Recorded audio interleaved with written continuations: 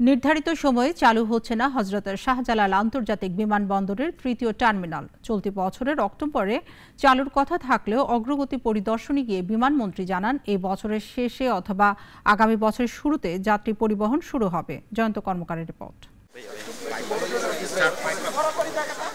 কাজের অগ্রগতি পরিদর্শনে দুপুরে শাহজালাল আন্তর্জাতিক বিমানবন্দরে তৃতীয় টার্মিনালে যান বেসামরিক বিমান পরিবহন ও পর্যটন মন্ত্রী মোহাম্মদ ফারুক খান। এ সময় প্রায় ঘণ্টাখানেক ঘুরে দেখেন পুরো টার্মিনালটি।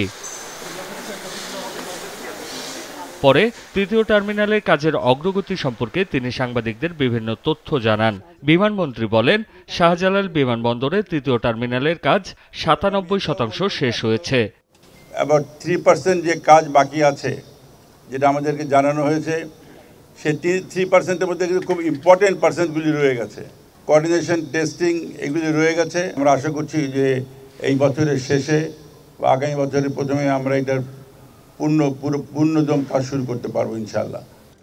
শাহজালাল আন্তর্জাতিক বিমানবন্দরে ফ্লাইট পরিচালনায় সক্ষমতা বাড়াতে এরই মধ্যে দ্বিতীয় রানওয়ে করার পরিকল্পনা চলছে বলেও জানান মন্ত্রী।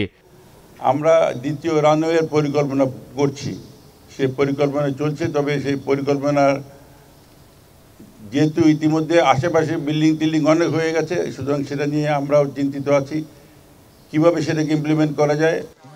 যাত্রী চাহিদা বিবেচনায় নতুন এয়ারক্রাফট কেনা হবে জানিয়ে মন্ত্রী বলেন, এটা নিয়ে মূল্যায়নের কাজ চলছে।